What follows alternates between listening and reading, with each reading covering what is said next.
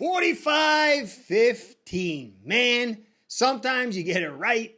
This one, I got the most wrong during the season. I thought Miami would win, but I thought this would be a tightly fought contest where it'd be a 7 to 10 point win. But that wasn't it. In football, you got give and take. What the team gives you and what you take. And the Dolphins took a ton.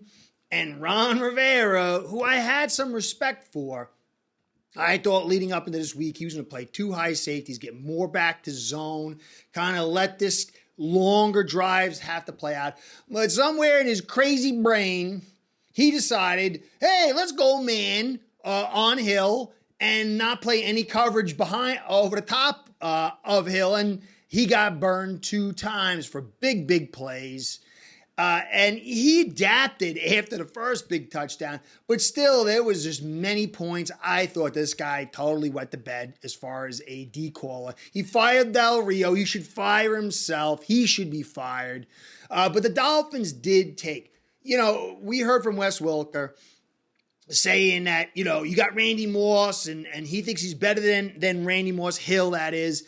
And Hill just is a monster. Between the release of Tua, and if you notice, Mark Shrelith was talking about how if you get the ball out that quick, the pressure's not getting there. And it's some of the things I've been talking about for a while, and the noise is getting a little bit higher. And this is not a negative in any way, shape, or form, but if the credit is going to be doled out, yeah, you're going to give some to the offensive line, clearly, but the large portion of it has to go to Hill, who's able to do what he does, Tua, who's able to get the ball out and see some of those moves he was making to get out of pressure. This guy's starting to really get on his game. And then Waddle to accentuate it all and McDaniel to pull it all together. And then you can go to the offensive line and hand some stuff out. But the lion's share has to go to the ability to just do these crazy things of getting the ball out ultra fast at depth. And it's devastating, especially when you got a team that's got slow corners that want to play man. I don't know what they were thinking, but I'm glad they thought that way. So 45-15, Dolphins are 9-3. It's a hop, skip, and a jump from 11-3, guys. I mean, the Titans can't, unless, the hand of God comes down and throws miracles all day long for the Jets and the Titans. Dolphins aren't losing to them. Now, you can get some more body blows like you saw today, and that can soften us up for the critical part of the season, which is the Dallas game, the Ravens game, and the Bills game. But 11-3 is almost guaranteed, and that's unbelievable. We got to see what happens. This season is based on winning the big games against the big teams. We haven't done that yet. You can say why. Maybe it's because of this, that, whatever. Bottom line, the score says we haven't won. But that's okay because we're 9-3, soon to be 11-3. But we've liquefied. All Dolphin teams lose, at least occasionally, to teams that they should win. Not only are we beating them, but we're liquefying them. And the key games against these big teams is in front of us. So, because we didn't lose, we lost to the Bills, we lost to the Eagles, and we lost to the Chiefs. Yeah, that wasn't great, but it ain't going to mean jack if we beat Dallas, if we beat the Ravens, if we beat the Bills, and we start winning in 2 or more postseason games. So, Dolphins are in an unbelievable position. There's no way that you can knock any of it. There are obvious concerns and stuff like we saw today with Baker going down, Tehran picking up an ankle injury. You saw Hunt sitting on the sideline, maybe re-aggravated the hammy. Maybe it was just to give him rest. I don't know. We picked up some body blows along the way, and these next 2 teams, that's really what it's about. We're going to win.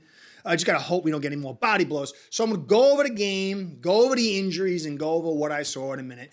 But I just want to say, guys, thanks for stopping by. The likes, the subscribes, the comments, the views, all that stuff keeps this show going. Without you guys, without you and my sponsor, this show ain't going down. Ace Per Head's betting software is the premier white label platform for bookies to manage their players and grow their sportsbook operation. Click the link in the description below to get set up in minutes. Ask for the Curtis promo and get a special introductory discount. All right, so going to get into it quick. there's a lot of good stuff we saw today. But to me, the four big players was Hill, number one. This guy changes the team. He is truly an ultra elite receiver. And he's better with Tua than he is with Mahomes. Mahomes is the kind of guy, gets the ball and he scrambles around and then he finds something. And he throws those. But Tua, he drops back and he can release it. And he puts it into location. And when you combine that with Hill's speed, and when you get some of these dumb coordinators, let's play man up on Hill and not have anybody behind him. He gets days like this, 5 for 157, 2 TDs, and he could have done more. It's ridiculous. This guy is unbelievable. He sets the tone. He creates the leverage. McDaniel and Tua, those guys make that leverage do some real magic. And then Waddle in the background's accentuating all of that. This is a special stew. I mean, it's a special group of guys when you at these four groupings of, Tua, Hill, Waddle, and McDaniel. And you just got to be amazed. So clearly he was my number one. Van Ginkel, number two. Van Ginkel just had that pass rush where he took it outside and spun back inside for the sack. Obviously, to read the intelligence, something I've marked that this guy is so smart. He backs off and gets the interception. That kind of changed the game because, we had the 10 points, but there was some a little discombobulation on the offense. We were getting some negative plays. But once he got that pick for a touchdown, it was like an accelerator. That was game over. After that, we started riding hard. But him and Sealer had a big day. Well, before I get into it, Van Ginkel, 5 tackles, 4 solo, 2 pass defenses, 2 QB hits. Should have got a sack, but they didn't give it to him. They gave it to Sealer and somebody else. And then the in for touchdown. This guy's setting up for a big payday. I'm like, can he just save this for the big games and not get so many of these in these other games? Because his numbers are going to be very, very high in free agency. And I don't know if we're going to be able to bring him back. This guy is playing really, really well. I mean, you couldn't ask any more. Sealer, to me, was the second biggest guy because he was a lot of internal pressure, a lot of disruption. And early on, when it was sort of a game, his presence altered things dramatically. 4 tackles, 1 solo, 1.5 sacks, 1 TFL, 2 QB hits, and just disruption all day. He had one of his best games of the season. He was on the left side against the left guard, or right side, but against the left guard. And that left guard's not so good, but he made it happen. He destroyed that guy and the center and had an amazing day. Defense, I mean, this can be an explosive, as you saw, offense when they want to be. Howell, he can't really go through his progressions right away. He's still very, very raw. But the guy, I think, could develop into something.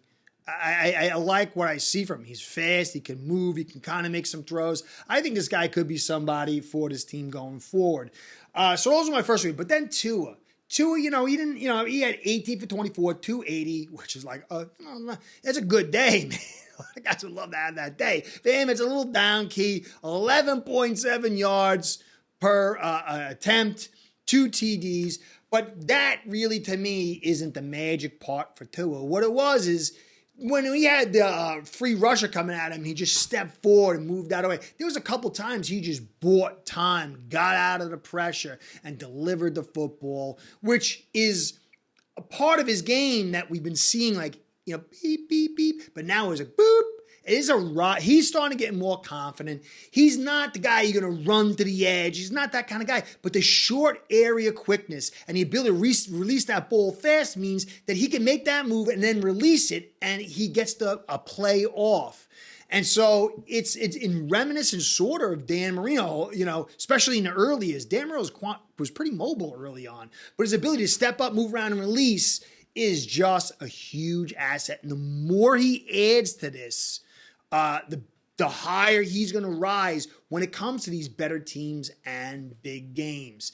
Now, you look at it 45-15, it's a destruction. I didn't like the going for it on the 4 minutes. Just kick the field goal. I don't know. I don't like that. I wouldn't want a team to do that to us. I know, it's fun when it's you doing it, but I just don't like that. I don't know why. Just kick the field goal and, whatever. But still, it's the blow. This was a blowout. I mean, there's some things to pick on. Our run game, we ended up with 123. But early on, we were getting stopped pretty decently. And then as this team kind of gassed and lost momentum, we kind of churned up a lot of yards towards the end. But still, you had to give it something because we were pulling guys. Teron was out. Keon Smith was in. This is not the best defense, especially the way Rivera called it. I don't understand. You lose Sweat and Young, your fast edge rushers. Now you got two bigger guys who are pretty good run stopping, but they're not going to get. How do you rush four and play man and think the rush is going to get there when you've got guys like this who aren't able to get there that quick? It was a terrible game plan. I'm glad he called it, though. I'm glad the rain wasn't there. This was a great day for Dolphins, but there were more body blows. And that's the concern I think we got to get to, because that injury to Baker, that doesn't look good. I feel bad for the guy. He was really starting to kind of rise up, fit into Fangio's system, and have one of his best seasons ever. And we're a little thin at that linebacker. I like Duke Riley. He had some good plays, but he's not Baker, and especially he's not Baker where Baker was starting to get to. I don't know how long it's going to be. I'm hoping it's not too long, but it does look bad. Teron went with the ankle. Hunt went to the sideline with the hamstring. And thankfully, we got two of these very manageable games against teams that, they don't have an offense.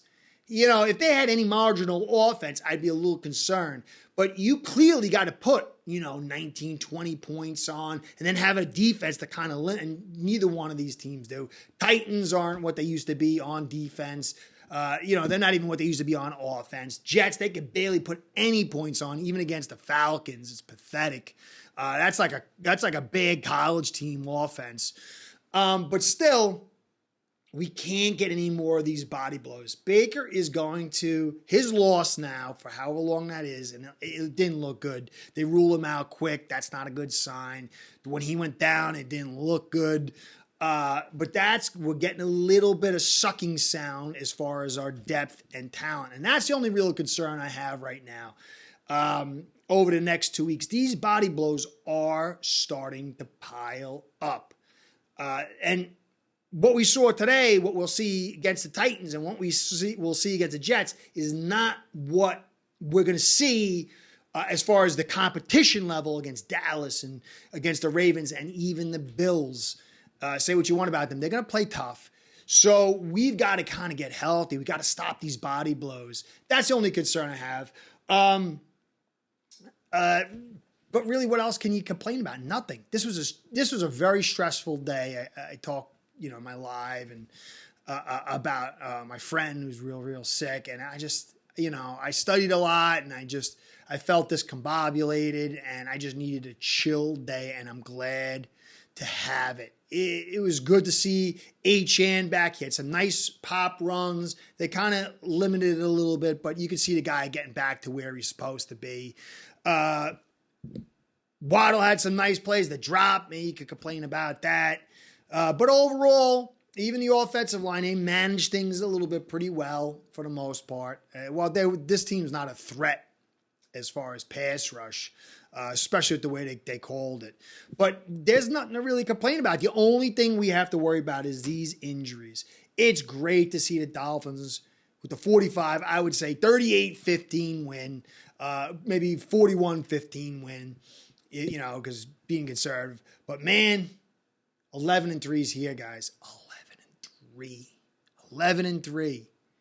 And some of these teams that are top of the conference, they can drop a couple, and you never know. The Dolphins, by the end of the season, could have the AFC East and the conference. And that home game, if we can get number one somehow, it's going to be hard because Casey's got the tiebreaker. But even if we get some home games as far as without that 1 week bye, would be huge, huge, guys. We are in position We should be happy. We should be very excited. Don't write anything in pen. Well, some things you can. Tua, Hill, defense, but there's a lot of good stuff in pencil too. Let's see. Let's hopefully get to put that in pen soon as well. Curtis saying, catch you next time. Smile. 45-15. I'll go with it. All right. Curtis saying, catch you next time. Be well. Go Fins. Start building your own online sportsbook today by getting signed up with AceBread.com service that'll allow you to book action on sports from all around the world.